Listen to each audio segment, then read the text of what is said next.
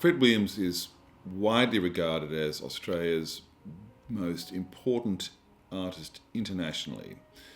In 1977, he was the subject of the major exhibition at the Museum of Modern Art in New York, Fred Williams' Landscape of a Continent. This is arguably the culmination of his life. It was probably the greatest moment in Australian art internationally ever. Fred Williams was living in England in the 1950s, and when he returned to Australia in 1957, he'd been in England for 5 years or 6 years. He felt that he needed to do something special, he needed to do something Australian, and he needed to do something where he could really get his teeth into it.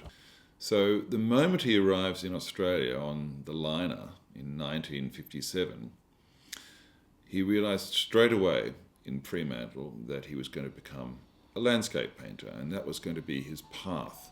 And so at the time when he returned to Melbourne and he's reunited with his old pals, he and John Brack are sitting down having a drink.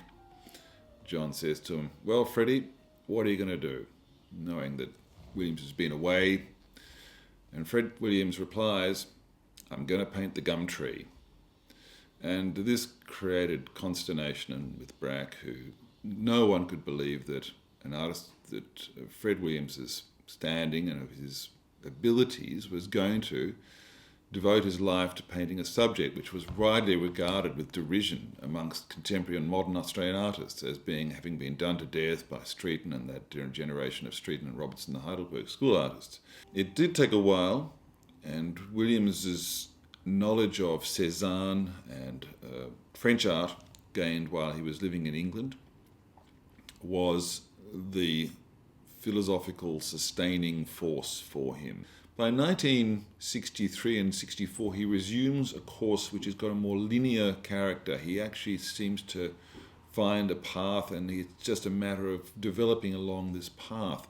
In 64, between 1964 and 68, is the period that Fred Williams is creating the paintings on which his reputation is now founded.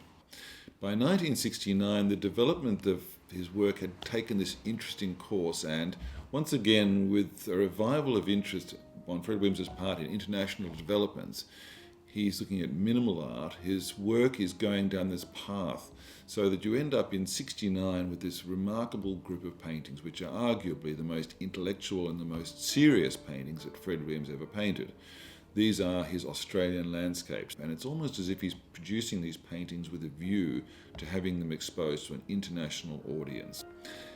Fred Williams' development is an absolutely extraordinary story of Australian art. It's wonderful to be able to watch how an artist uses his resources and engages with new developments, international developments, and how he then infuses his own art or infuses those inputs into his work and makes changes in his work. It's a fascinating development. The two paintings in our auction are wonderful milestones on that path.